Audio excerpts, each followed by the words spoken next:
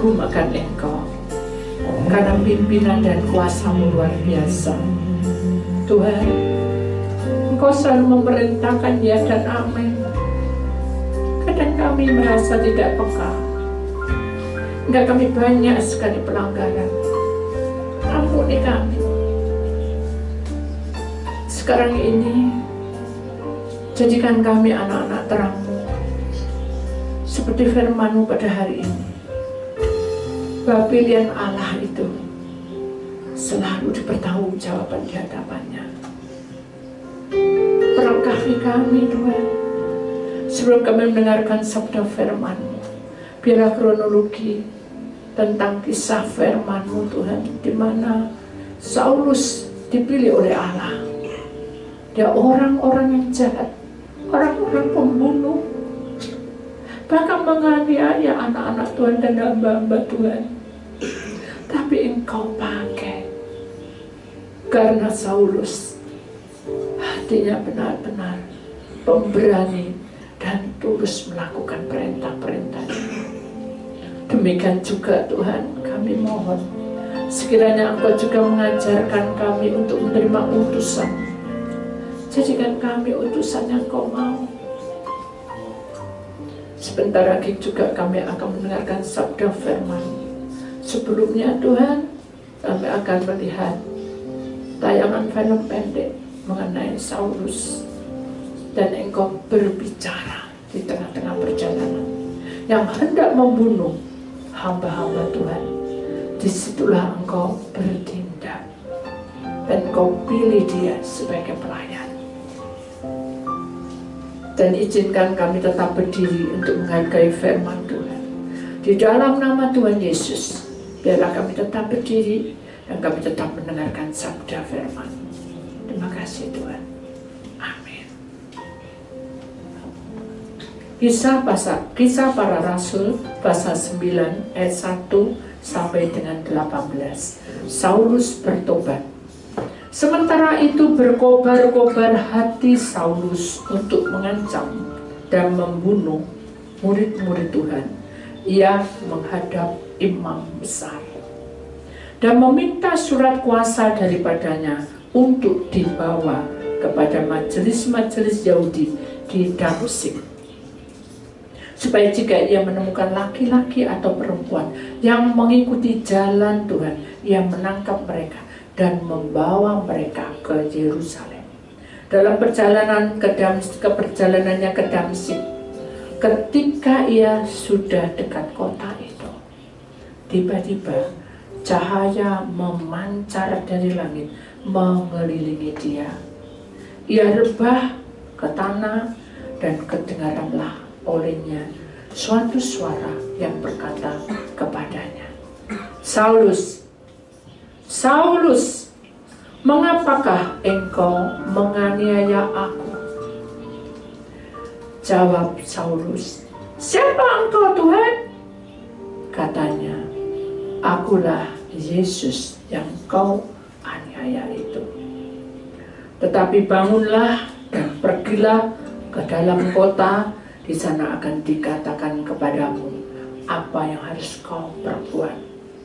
Maka termangu-mangulah teman-temannya seperjalanan, karena mereka memang mendengar suara itu, tetapi tidak melihat seorang juga pun. Saulus bangun dan berdiri, lalu membuka matanya, tetapi ia tidak dapat melihat apa-apa. Mereka harus menuntun dia masuk ke Damsyik. 3 hari lamanya ia tidak dapat melihat, dan 3 hari lamanya ia tidak makan dan minum. Di Damsyik ada seorang murid Tuhan bernama Ananias. Firman Tuhan kepadanya dalam suatu penglihatan. "Ananias," jawabnya, "Ini aku Tuhan." Firman Tuhan, "Mari, pergilah ke jalan yang bernama Jalan Lurus, dan carilah di rumah Yudas, seorang dari Tarsus yang bernama Saulus. Ia sekarang berdoa, dan dalam suatu penglihatan ia melihat bahwa seorang yang bernama Ananias masuk ke dalam dan menumpangkan tangannya ke atasnya supaya dapat melihat lagi. Jawab Ananias, "Tuhan, dari banyak orang telah kudengar tentang orang itu, betapa banyaknya kejahatan yang dilakukannya terhadap orang-orang kudus-Mu di Yerusalem. Dan ia datang kemari dengan kuasa penuh dari imam-imam kepala untuk menangkap semua orang yang memanggil nama-Mu." Tetapi firman Tuhan kepadanya, "Pergilah, sebab orang ini adalah alat pilihan bagiku untuk memberitakan namaku kepada bangsa-bangsa lain serta raja-raja dan orang-orang Israel. Aku sendiri akan menunjukkan kepadanya betapa banyak penderitaan yang harus ia tanggung oleh karena namaku." Lalu pergilah Ananias ke situ dan masuk ke rumah itu. Ia menumpangkan tangannya ke atas Saulus. Katanya, "Saulus, saudaraku, Tuhan Yesus yang telah menampakkan diri kepadamu di jalan yang engkau lalui, telah menyuruh aku kepadamu supaya engkau dapat melihat lagi dan penuh dengan Roh Kudus." Dan seketika itu juga seolah-olah selaput gugur dari matanya, sehingga ia dapat melihat lagi. Ia bangun lalu dibaptis. Terima kasih Tuhan atas kronologi kisah tentang Saulus, adalah pelajaran buat kita. Biarkanlah kita juga mau Tuhan untuk menjadi utusan di dalam nama Tuhan Yesus Kristus, Putra Allah yang tunggal. Kami siap untuk mendengarkan sabda firman-Mu dan siap untuk melihat film pendek tentang Saulus. Yang percaya kita sama-sama berkata, amin. Jangan duduk, kita akan menyaksikan.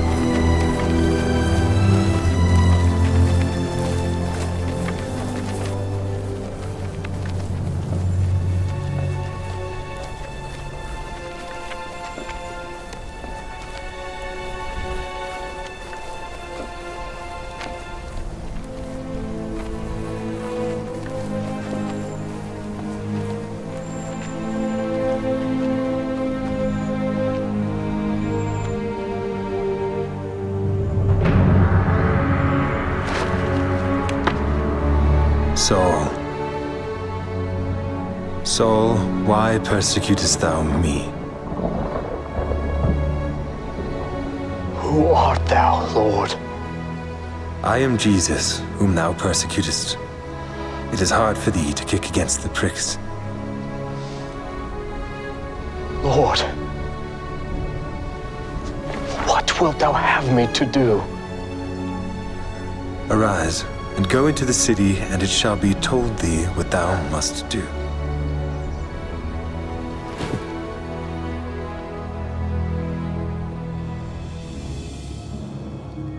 Ananias.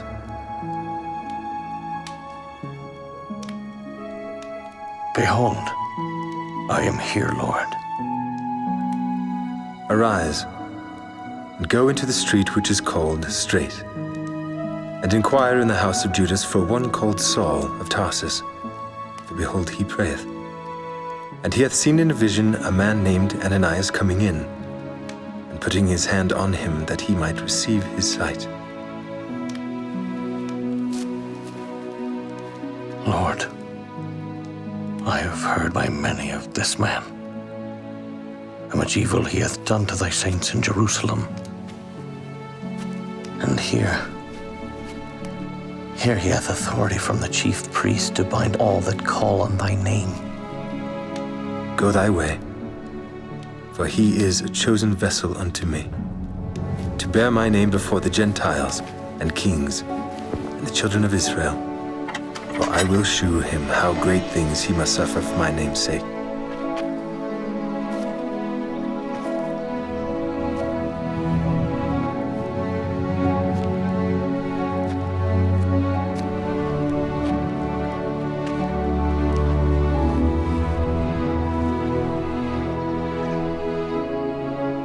Brother Saul,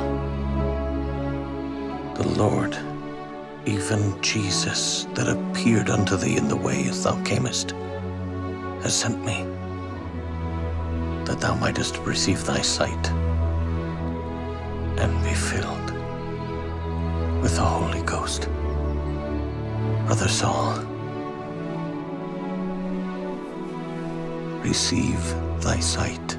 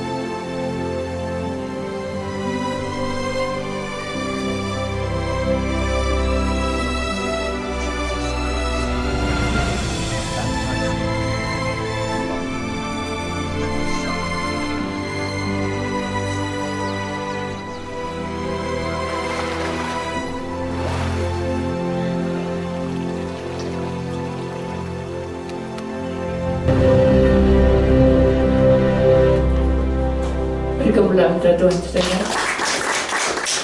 Nama Tuhan, saudara. Kisah Paulus ini buat saya adalah sentuhan bagi manusia yang bebal. Saya sudah alami itu. Jadi kalau saya ingat kisah Paulus ini, saya ingat diri saya.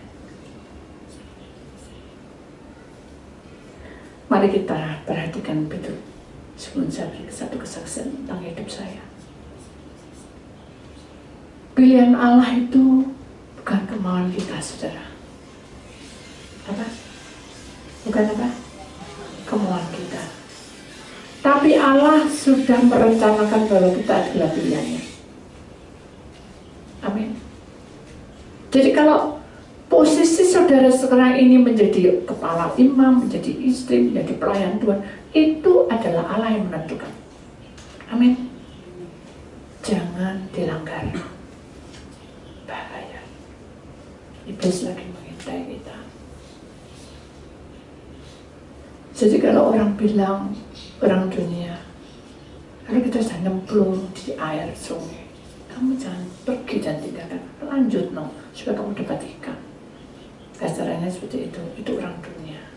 Tapi kalau kita tidak, kalau kita sudah diberi Allah, jangan tinggalkan, karena itu tidak baik. Amin. Jadi kita ingat ini pilihan Allah. Jadi seorang pilihan Allah itu ada 3 hal yang harus kita ingat. Pertama-tama,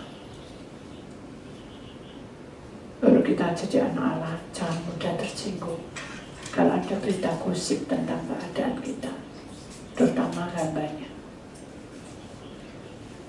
Itu logika sehari-hari di tempat pelayanan dan kumpulan gereja-gereja. Jangan mudah tersinggung. Kenapa? Karena iblis itu tahu keadaan kita. akan mengubah sikapmu.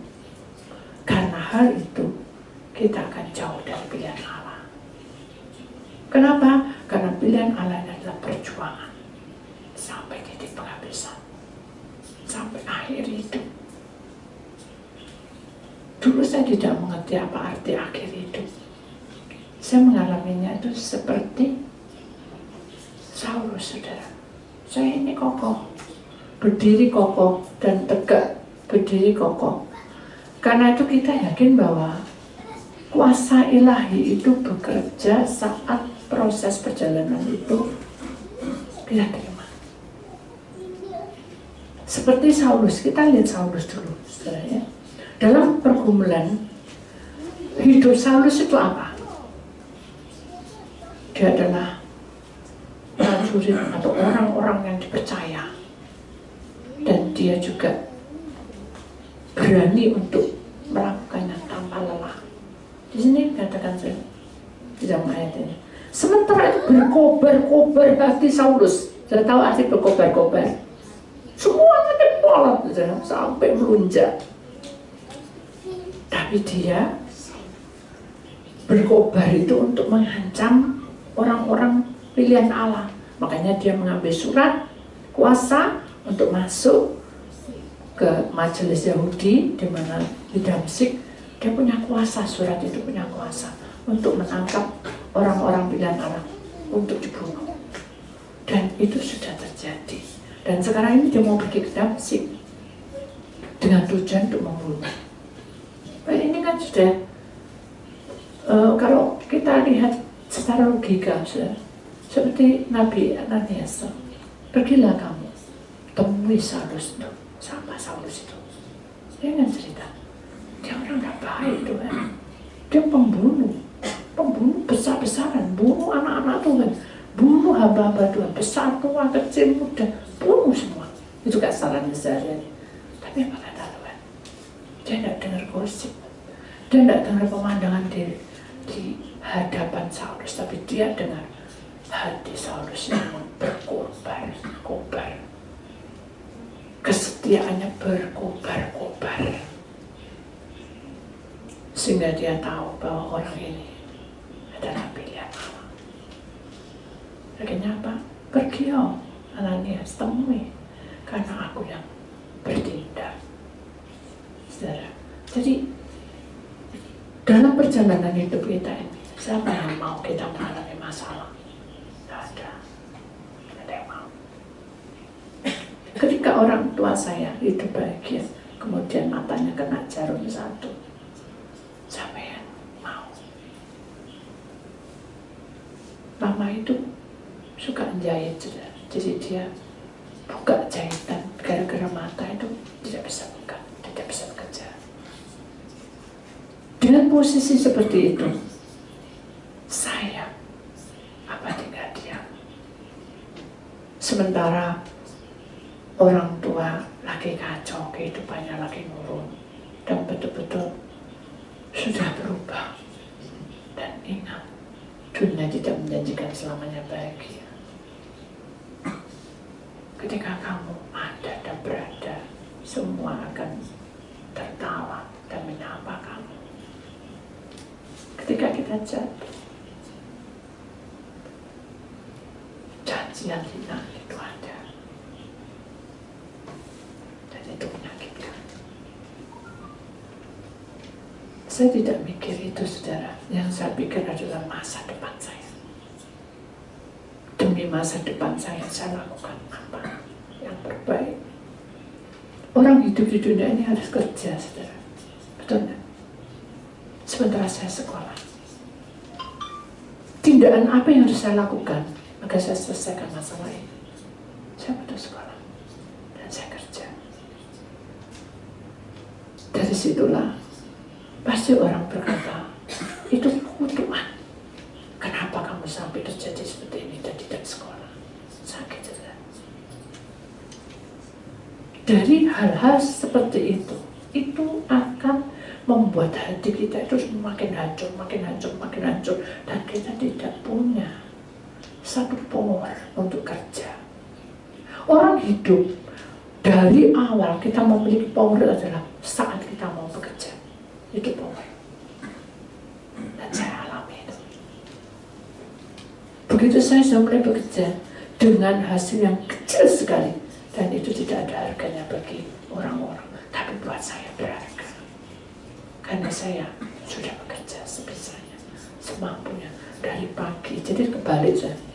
Pagi ke pasar, siang menaik adik-adik, sore itu bekerja tugas semua. Karena mama kena jarum tidak bisa kerja, jadi saya kerja semua. Terus malam kita belanja ke pasar, langsung buat kue setiap hari. Jadi kerjanya malam, paginya baru diberikan ke si A, ke si B, ke si C. Apakah itu hasilnya baik? Tidak. Apakah suatu saat juga habis? Habis. Apakah tidak didoakan? Kenapa? Karena saya dari kecil anak sekolah minggu. Saya doakan. Dan saya berharap ini laku. Tapi apa yang terjadi?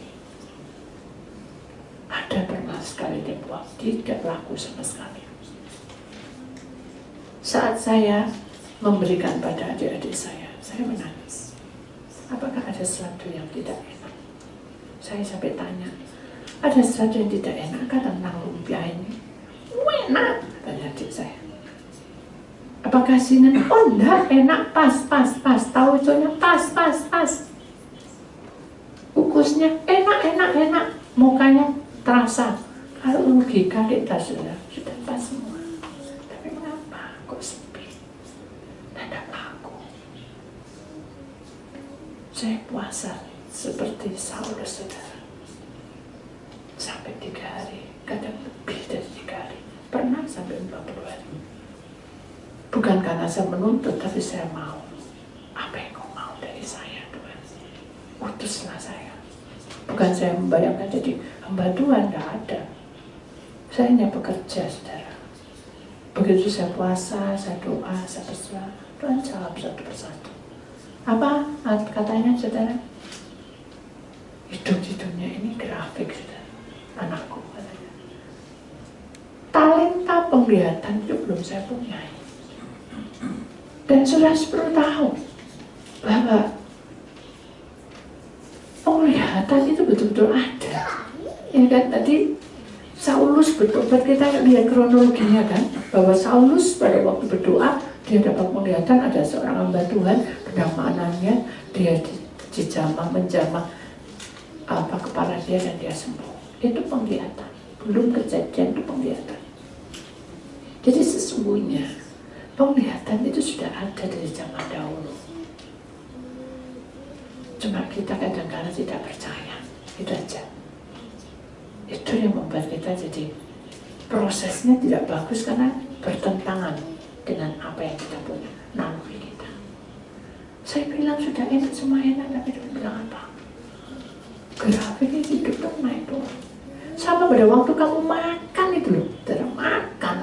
Kalau kamu makan itu terus, kira-kira saudara, jenuh apa enggak? Bosan apa enggak?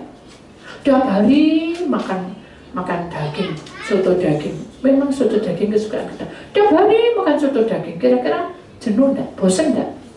Tiap hari makan telur ceplok terus, bosan enggak? Bosan kan? Kami bilang gitu, grafik manusia itu akan mengalami kebosanan hidup. Sama pada waktu kamu buat itu, semua baik, cuma bosan aja. Terus mau apa lagi bosan? Makan. Tuhan tidak pernah memaksakan orang, saudara. Kalau dia mau tersentuh, mau beli, kata Tuhan, aku berkati. Kalau dia tidak sentuh, tetap aku berkati, karena dia tidak melanggar. Jadi pada waktu orang itu beli, saudara, karena itu sudah didoakan, berkat melimpah. Karena makanan yang sudah didoakan, apapun yang sudah didoakan, itu ada kuasanya, bukan makanannya, tapi doa kita itu masuk di dalam makanan itu. Seperti sapu tangan Paulus, Paulus punya sapu tangan ketinggalan karena dia selalu ada dekat dia. Waktu tumpang tangan doain orang sembuh, ya saudara sembuh, ketinggalan dipakai oleh jemaatnya untuk penyembuhan, sembuh. Tapi itu oleh Tuhan, itu berhala, tidak boleh. Sama seperti hidup kita, perjalanan hidup kita ini grafiknya naik turun. Kadang kita diberkati, kadang kita harus sabar, diberkati, sabar, diberkati, sabar lagi, diberkati. Gitu. Setiap perjalanan pergumulan itu tidak semua orang mengalami hal yang selalu bagus. Itu namanya tidak proses. Jadi kalau dalam kehidupan kita sebagai orang pilihan Allah, saudara, seharusnya kita menyadari bahwa sungguhnya hidup kita ini sangat berarti. Kenapa? Karena setiap kali kita mengenal Tuhan, maka roh Tuhan itu akan tetap tinggal di dalam hidup kita. Dan dia tidak hanya tinggal diam, tapi dia akan mengurapi. Beda kalau dia tinggal diam sama mengurapi. Kalau dia tinggal diam, dijaga, dilindungi. Tapi kalau diurapi, segala perbuatan kita, baik perkataan, baik pandangan kita, baik apapun kita lakukan, itu ada urapannya. Tahu maksudnya? Ayo kita baca dulu Lukas pasal 4 ayat 18. Begini bunyi firman Tuhan, Roh Tuhan ada padaku, oleh sebab ia telah mengurapi aku untuk menyampaikan kabar baik kepada orang-orang miskin, dan ia telah mengutus aku. Sudah perhatikan baik-baik kata-kata ini. Roh Tuhan ada padaku. Dia itu masuk, bukan mancing, masuk, merasuk, bukan kerasukan, masuk, menghinggapi dalam hidup kita, menghinggapi. Dan roh yang tinggal di dalam hidup kita adalah Roh Kudus yang paling dekat. Masuk, dan ia juga akan mengurapi hidup kita. Contohnya kayak apa? Ini contoh ya, kita ketemu dengan ibu-ibu rumah tangga. Ini di tempatnya rumah, misalnya. Aduh, sepi sekali. Ini apa? Ada orang beli apa? Payu dikebes gitu saja. Karena ada orang seperti itu. Kita bilang apa? Kalau orang itu bilang sepi, kita bilang apa?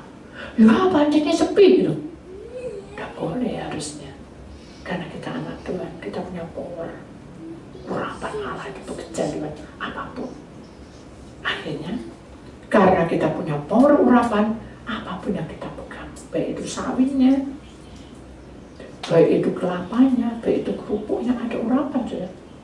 Belum lagi kita bicara, ibu kita pegang, itu urapan, mengalir roh Allah dalam tubuh ibu tadi, baku belanjanya. Tuhan punya kuasa. Sabar ya Bu, pasti ada jalan keluar. Itu urapan mengalir. Selama kita memenangkan jiwa lewat pengurapan itu, Tuhan tidak pernah berhutang pada kita. Amin. Amin. Nah, sekarang gimana kalau dia jadi gosip? Kita bilang ya, tunggu depan itu. Ya ampun, bahkannya sudah mini-mini. Waduh, cerawaknya, wah luar biasa. Kita punya urapan dong. Kita punya kuasa, power untuk mengurapi. Karena Tuhan sudah tinggal dalam hidup kita. Apa kata kita?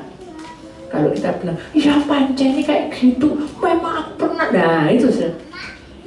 Itu tidak ada urapan. Berarti itu tidak ada urapan. Yang ada adalah apa? Sesuatu yang tidak baik. Yang ada dalam hidupnya adalah sesuatu, bukan urapan, tetapi sesuatu yang tidak baik. Makanya pada waktu kita menerangkan perkara-perkara tidak membangun, kita harus cepat-cepat berkata, sudahlah, sabar. Kuasa Tuhan itu ada. Jangan terus kita terus loro hati, sudah tahu ya. Saya pernah juga, ini ada satu kesaksian. Saya tuh tidak tahu kalau orang itu, namanya orang itu kan macam-macam. Kalau dia itu lagi nggak pas sama saya, dia bilang gini, aku lu cuma gini nonton, aku ditanya gini. Nah si lainnya bilang, nah pantesan memang kayak gini, gak ada urapan. Kalau saya ikut juga, ya sudah terserah kamu. Lah itu kan saya jadi gak ada urapan. Saya cuma bilang, ya wis, saya diem, saya berdoa untuk dua orang ini. supaya disentuh hatinya, tidak ada kebencian, tidak ada kejengkelan terhadap saya. Kenapa? Karena saya tujuannya baik. Saya mau menang, kita itu keluarga, saudara. Kan namanya keluarga itu kan saling mengerti, betul ya?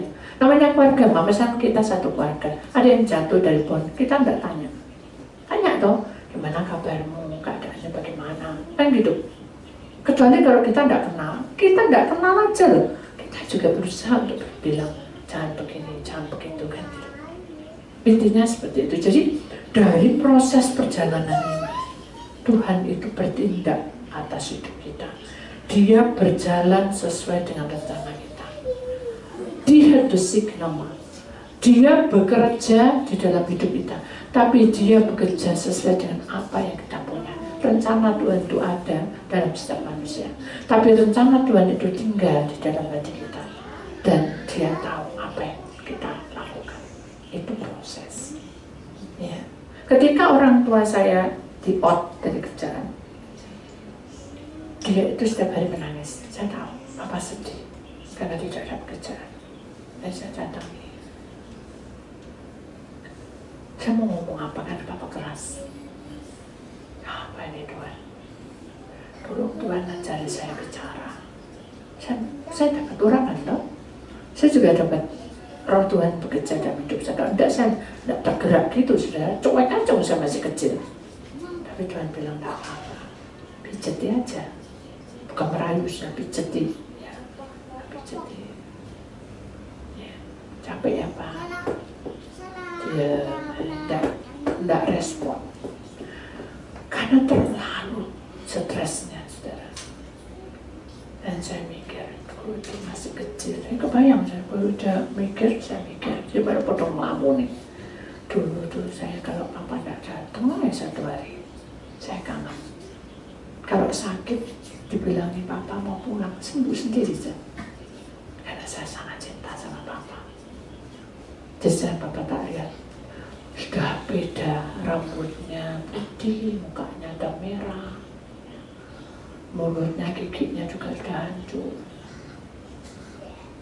Saya cuma bilang sama Tuhan, Tuhan lindungi Papa, beri kesehatan. Sampai kapan dia bekerja sendiri? Saya harus ikut bantu dia. Saya tidak mau Papa saya umurnya pendek gara-gara sesuatu yang buat dia luka. Saya doa, saya nangis. Dia tidak respon. Akhirnya saya pegang kakinya. Saya bilang, aduh, ojo dipijetin teman-teman, loro. Jangan dipinjam karena sakit. Padahal saya cuma megang gitu. Terus saya bilang sama Tuhan, Tuhan kenapa? Ya ada semua. Papa, ini Papa ini bengkak mungkin ya bentar lagi, tapi jangan sampai bengkak ya Pak ya. Semua orang itu bahaya. Kamu tuh tahu apa? Kecil-kecil. Kadang kita ini begitu mudah diremehkan karena kita masih muda. Saya cuma bilang gini, tak apa-apa. Papa mau minum, mau nasi goreng. Jadi saya bukan mengambil hati, saya mau melayani dia. Dengan melayani itu saya bisa mengurapi dia. Saya kan tidak tahu hati urapan. Ya, mau lapar, sekejap bikin nasi goreng ya. Saya masak nasi goreng sesuai dengan dia mau. Kalau enggak, salah saya tidak mau makan. Jadi saya buat nasi goreng tidak sesuai karena saya tidak mau nasi gorengnya itu bumbunya dicampur, tapi Papa tidak dicampur. Tapi saya tidak mau. Tapi saya siapa? Saya anak. Walaupun saya tahu bahwa Tuhan itu berkuasa atas hidup kita. Kita mau apa? Kalau Tuhan berkehendak, kita layani. Ya. Sama seperti itu. Jadi kita layani. Udah, panjang lompok. Sesuai dah. Buat dia seleranya sesuai. Tapi buat saya, berambangnya masih berbang. Dia mestinya si goreng dulu. Itu intinya saya maunya seperti itu. Tapi Papa mau layani. Akhirnya sudah sampai saya berdoa. Dari mulut, ngerajang, berambang, doa. Ulek-ulek doa, goreng doa, masak nyampur doa, kecap manis, kecap asin doa, semua doa. Doa saya kayak gini, Tuhan, beri saya kekuatan untuk melayani Papa. Beri Papa panjang umur supaya kuasa Tuhan bekerja di tengah-tengah kita. Hanya udah enak ya dimakan sampai habis. Benar, saya tidak bisa memberi nasihat apa-apa karena Papa keras, tapi lewat saya masak itu tadi. Ada urapan? Halo? Ada urapan. Jadi kita tidak perlu harus memberi nasihat, mungkin tidak perlu. Apa yang kita kasih, kita doakan. Dan doa yang benar pasti dijawab oleh Tuhan. Karena doa ini benar. Kenapa? Karena kita minta supaya saya bisa melayani, kan tidak mungkin kita tidak melayani. Satu, kedua, supaya Papa panjang umur, kan pasti itu. Tidak mungkin, tidak mungkin. Diizinkan semuanya berjalan. Akhirnya dia mukanya bisa berbeda, ceria. Bisa sedang tadinya tengar-tengar, mikirin uang. Dia kalau didatangin Mama, gak mau kopi, gak mau apa-apa. Ojo mikir apa ya, jelas. Kerja gak mikir, kamu marah. Keras Bapak itu. Jadi saya tahu benar. Pokoknya kudu kerja cari uang. Itu intinya. Makanya saya berdoa. Dengan seiringnya waktu, saudara, kabar baik ini diberitakan pada orang-orang miskin, bukan kita tidak mampu, orang miskin tidak. Miskin ada miskin rohani. Kita butuh pengalaman tentang kebenaran Tuhan di dalam hidup kita. Itu kalau kita tidak punya pengalaman dengan Tuhan, itu namanya miskin. Jadi jangan salah paham. Orang miskin itu adalah orang-orang yang tidak pernah mengalami bagaimana Tuhan ikut bekerja. Pengalamanmu dalam hidupmu, berapa lama Tuhan itu ikut campur tangan dalam hidupmu. Saya bisa menilai sendiri kan. Wah, ini sudah ditolong Tuhan, cuma ini yang belum. Nah, berarti kita lewati dengan hati yang sukacita, kan gitu sudah. Jadi kita sadar bahwa penyampaian kabar baik ini diberitakan bukan karena sesuatu yang kita menghina orang itu atau menganggap kita itu begini. Enggak, kita ini berusaha dan kalian juga berusaha. Pada orang-orang semuanya yang kita temui itu adalah nasihat, itu urapan. Nah, saudara, jadi kalau saya diam-diam gitu ya, saya kemarin di Jakarta, kaki saya itu bengkak. Ibu, kalau sudah tahu bengkak gini, jangan dibiarkan gitu. Ayo selonjorkan. Masa sudah saya konser itu kaki saya di atas, jadi diselonjorno. Jadi saya duduk dengan selonjor dan kita konser. Kan tidak pantas itu menurut saya. Tapi orang ini ngasih-ngasih, panjang lebar. Saya bukan dokter, Bu. Maaf. Jadi 1 jam itu saya mau ngalur dunia tentang kesehatan. Kasarannya kayak gitu. Kalau saya mau, kapan konseling kan gitu. Ini saya ganti yang diajari. Lalu saya bilang apa saya? Kamu didengar? Loh, ini untuk kebaikan loh. Kamu sih gak pengen minum obat, ini kan obat Cina apa-apa. Itu kayaknya sepertinya saya bisa marah. Kenapa? Loh, kamu tuh ngajari aku loh, aku lagi sakit minum obat dewek. Lah aku loh punya dokter, saya ngerti aku. Itu deh kalau saya mau, saya gak mau. Saya dengerin semua. Walaupun itu sakit saya. Kamu sih, saya sih. Terus tahu gitu sakit kok dipaksain gini. Kamu sih, pokoknya kamu tuduh saya, ketuduh. Orang sakit itu mesti ketuduh, saudara. Ingat saya waktu mau koma itu, kamu pasti kena kutuk makanya kamu sakit. Kalau saya mikir, saya itu salah apa? Salah apa? Saya sudah hormat orang tua, saya sudah cinta Tuhan dengan Sabtu, Jumat, Sabtu, Minggu. Saya tidak pemarah. Saya pendiam, saya itu tidak bisa ngomong. Di gereja itu saya paling diam dan tidak bisa menerima. Makanya kalau saya bisa di sini, saya pulang ke tempat asal saya, mereka pasti bengong. Kok kamu jarang bisa ngomong? Itu urapan. Jadi kita sadar bahwa dalam perjalanan hidup kita ini adalah orang-orang pilihan Allah. Kita harus mempersiapkan hidup kita supaya kita bisa menerima urapan itu dan berjalan mengalir. Loh, aku gak pantas Bu, kayak itu loh, nenek aku tidak ada perbedaannya saudara. Tua, muda, kecil, pangkat dan derajat tidak ada perbedaan. Kalau Tuhan sudah mempertemukan dengan si A, berarti kita harus saling menasihati, betul enggak? Jangan masuk sini, keluar sini. Yang rugi siapa? Kita. Jadi saya pulang itu berat sekali. Saya hanya mikir satu tok sudah. Iki apa bawa itu? Buah obat, apa semua dikasih. Bukan maksudnya, bukan saya itu pamer gini. Tuhan itu menyediakan semuanya. Tapi saya bilang gini, Tuhan, ini bisa beli. Maksud saya itu ada, saya pernah dan saya punya di rumah. Ya apanya Tuhan? Ya kasihkan adikmu.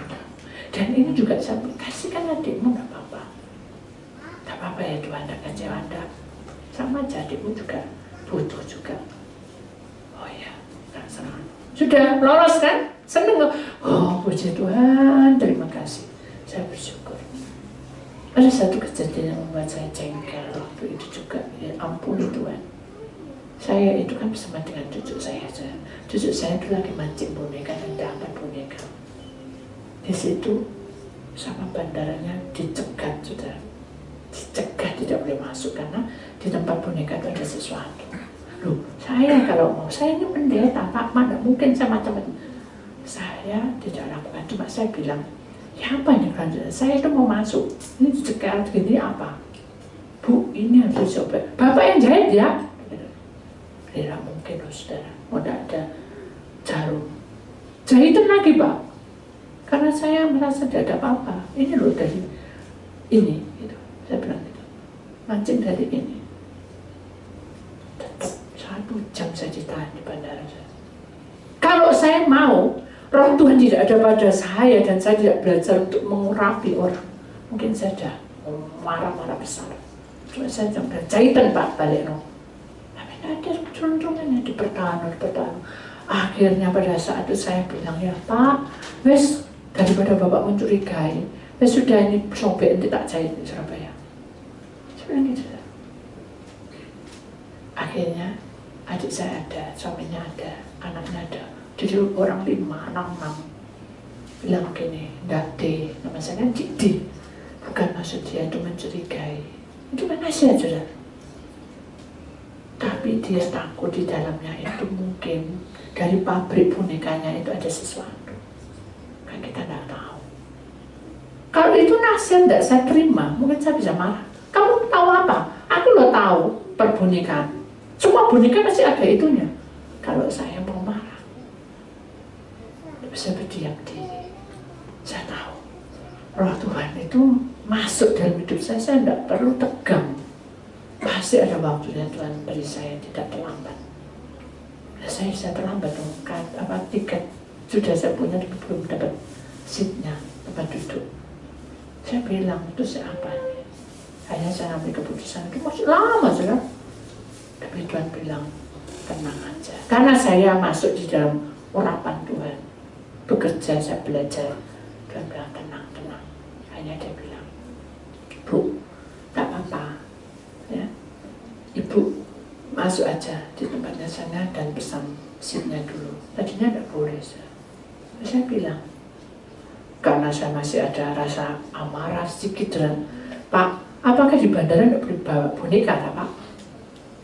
Ya boleh, cuma waktu taruh di tempatnya kan ada masuk juga untuk alat dan untuk meriksa dulu itu ada sesuatu Bu, jadi ini tidak bisa Bu. Ya sudah, tapi ya saya minta maaf Pak, saya juga minta maaf kalau tidak diminta, tidak dibawa pulang, kasihan cucu saya, dia dapat itu adalah satu kebanggaan buat dia. Oh ya tidak apa-apa Bu, saya menghormati saudara, menghargai. Kenapa? Saya tidak butuh menghormati, tapi yang penting kita menjadi baik hubungan itu, menjadi saudara. Ada 5-6 orang saudara yang merubung menjadi 12 orang heboh di situ saja di bandara. Tapi semua bersaudara seperti itu. Hanya saya pesankan semuanya baik-baik, tidak masalah. Akhirnya saudara begitu dibuka, nah ya memang ada bintik-bintik, tapi tidak ada apa-apanya. Kan setiap boneka harus ada itu supaya bertahan, bulunya tidak berjamur. Nah dari situ kalau Lukas pasal 4 ayat 18 itu tidak saya baca ulang lagi. Kan waktu itu saya itu tiba-tiba di dalam perjalanan di bel sama seseorang pelayan Tuhan. Mana bahannya? Saya lemparkan kepada mereka yang biasa buat kamu. Ya apa ini? Filmmu ada enggak? Oh ini loh, ini dikasih. Kok ya Saulus? Saya baca ini baru saya tahu ya. Saya tahu Tuhan berkuasa atas kehidupan manusia. Dia akan menjamah kita menjadi indah pada waktunya.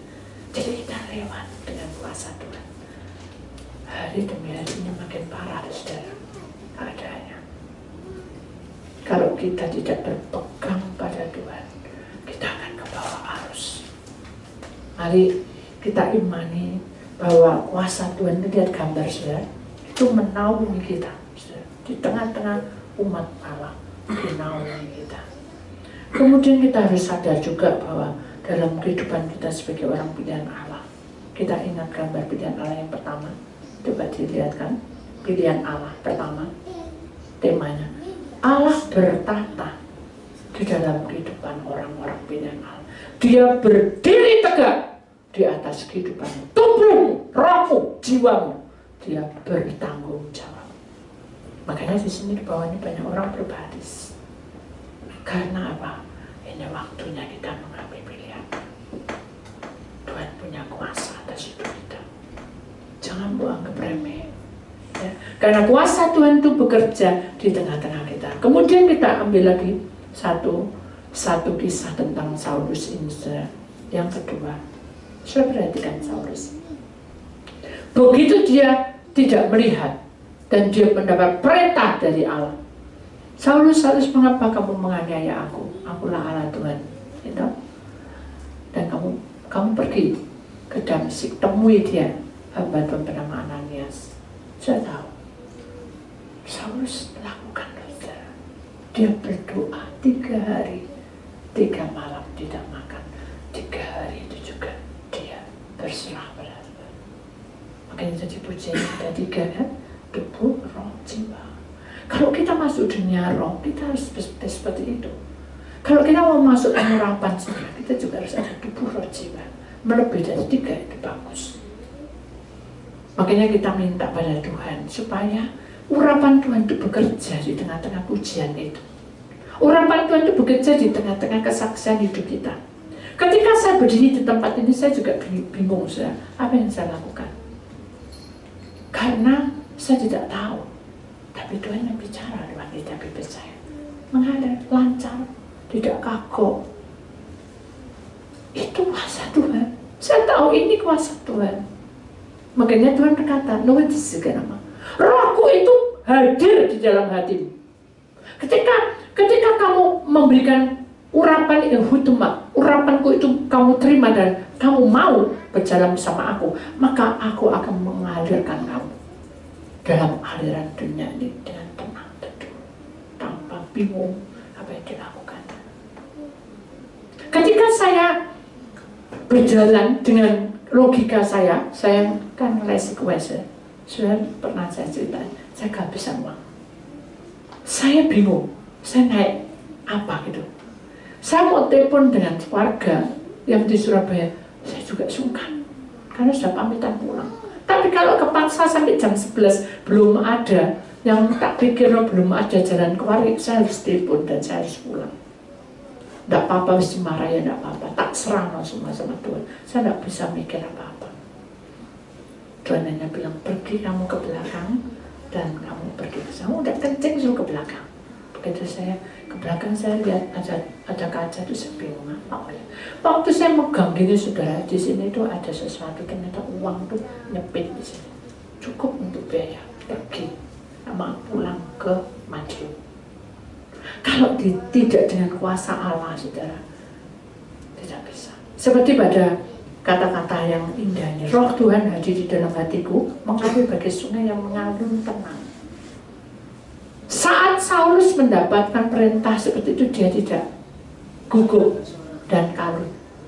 Ya. Begitu Saulus menghadapi sesuatu yang tampak gelap dan itu tidak terbiasa, dia harusnya bingung dan gugup. Bingung, ini apa gitu kan? Buta soalnya. Biasa lihat, tiba-tiba tidak lihat itu buta, saudara. Itu buat shock, saudara.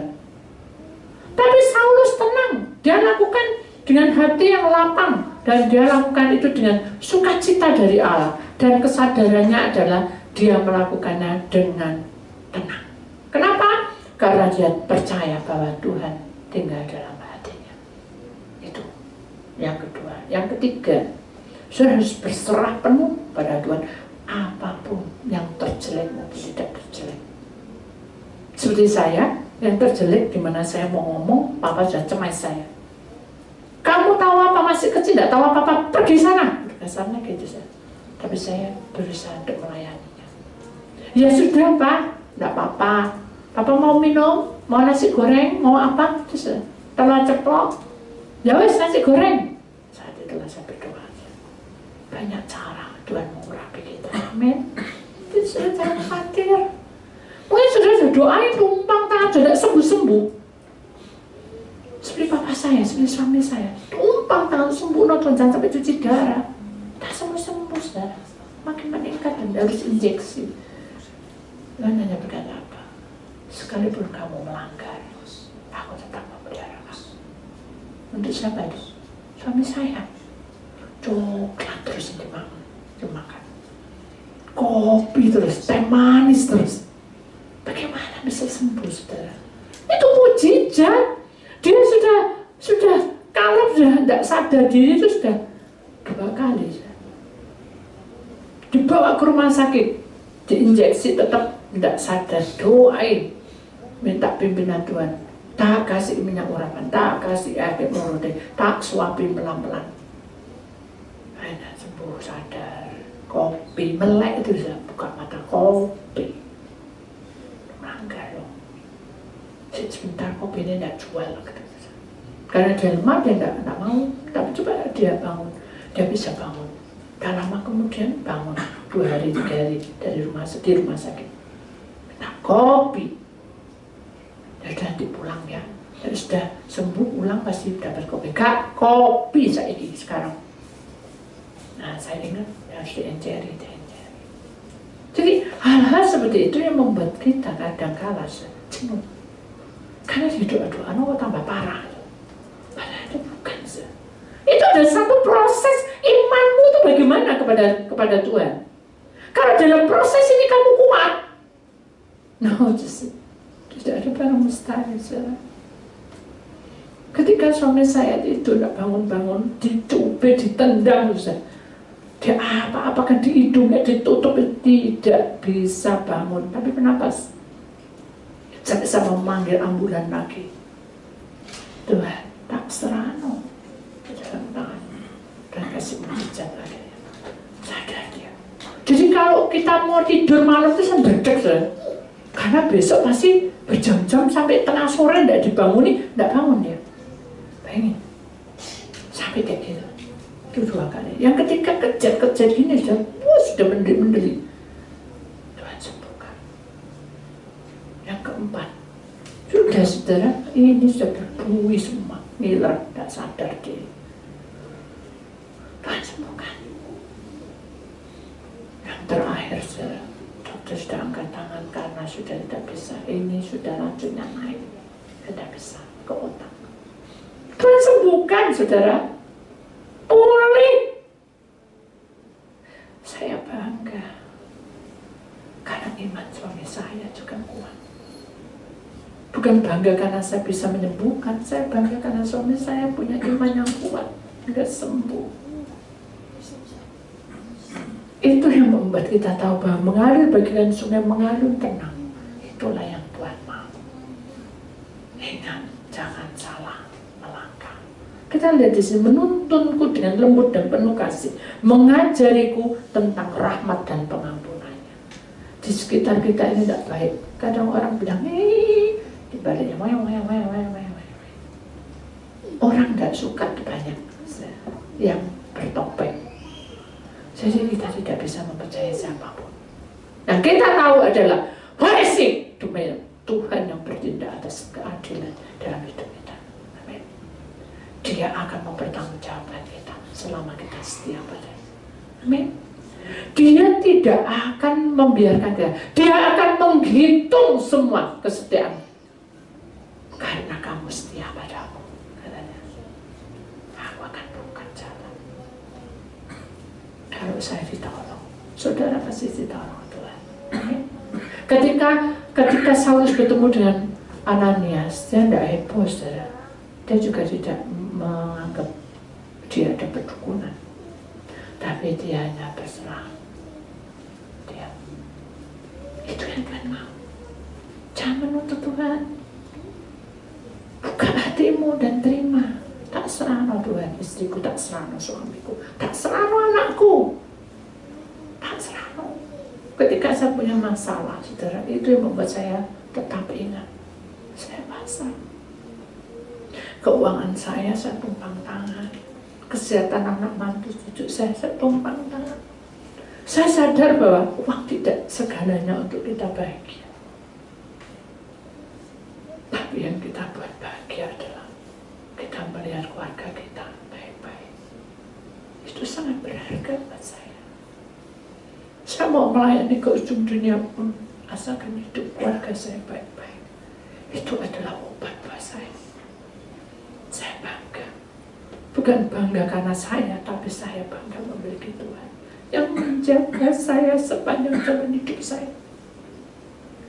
Siapa aku ini? Tuhan pelihara saya. Saya tidak ada harganya di hadapan orang-orang yang punya sesuatu dan segalanya. Tapi Tuhan tempatkan saya dalam posisi yang indah. Semuanya baik-baik dan bahagia. Mari saudara buka hatimu, karena orang-orang ini pakaian putih semua ini adalah pilihan Allah dan para malaikat. Kita mau salah satu dari mereka adalah kita, saudara. Mari kita minta pada Tuhan agar buka jalan.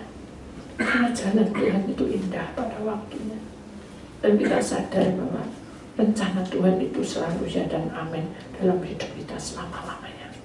Makanya saudara, ada nyanyian yang membuat saya sangat suka. Pujian dan syukurku ku bawa, suka maupun duka bawaan, saudara, dengan rendah hati. Saulus rendah hati. Walaupun dia punya derajat pangkat, saudara, dia punya kuasa untuk mengambil orang-orang itu, saudara. Dia punya kuasa penuh. Tapi dia rendah hati ketika ketemu dengan Tuhan dan mempersembahkan hidupnya untuk Tuhan, sehingga dia sadar bahwa saya detik ini ada karena anugerah. Detik ini saya hidup karena anugerah. Ketika saya selonjorkan kaki saya bilang, Tuhan cukup sekali ini aja. Besok saya pelayanan tidak seperti ini. Lalu seharian ini saya tetap tinggal di tempat tidur dan saya tidak pernah berjalan-jalan, hanya kempes. Dan Tuhan bilang, yang aku mau kamu tetap melayani aku. Saya bilang, ya Tuhan, tolong beri saya kesadaran supaya saya tahu bahwa ini semua adalah anugerah. Dan tolong, semua ini bukan kekuatan saya, tapi Tuhan yang memberi saya kuat sampai detik ini. Ketika saya pulang, saudara, jauh malam, saya bersama dengan cucu saya. Dia kalau orang bilang ngoceh-ngoceh, saya cerita sana sini lucu gitu, saya terhibur. Saya peluk dia dan saya bilang, kasih sayang mama dan papa itu penuh untuk kamu. Mama juga, adikmu juga. Tapi kamu jangan lupa, Tuhan lebih banyak kasih sayangnya untuk kamu. Ya sekarang kamu bisa ada di pesawat karena Tuhan cinta kamu. Saya peluk saya, dan dia cium saya. lama. Memang alangkah baiknya kalau anak kecil bisa seperti itu. Bukan saya itu membanggakan, bukan. Itu kesaksian hidup saya. Jadi kita tahu bahwa hidup kita harus mempersembahkan, selalu mempersembahkan, dan jangan berhenti. Karena ciptaan yang paling mulia adalah kita, saudara. Dan kita seharusnya tetap mencintai Tuhan karena hidup kita ini berharga di hadapan Allah. Kita kelak akan makin tua. Kita tidak tahu bagaimana keadaan kita. Tapi kita mau Tuhan perhatikan kita. Karena kita mau melayani. Amin. Jadi layani orang-orang yang saudara punya. Dan saudara cintai. Mulai hari ini dan sampai selamanya. Amin. Itulah firman Tuhan. Saya harus mendapat mujizat. Saya mendapat mujizat penglihatan. Mengapa dia bisa melihat dan mengapa dia mau dibaptis? Baptis itu artinya adalah hidup baru. Jadi saat saudara sudah menyerahkan hidup saudara kepada Tuhan, hidup saudara harus diperbarui terus dengan hidup kita yang kita alami sehari-hari. Dimanapun saudara berada, di pekerjaan, di pergumulan, doa, di tempat-tempat ibadah, semuanya itu harus ada persatuan. Amin. Kita ingat bahwa hidup kita ini berharga di hadapan Tuhan. Mari kita persembahkan yang benar di hadapan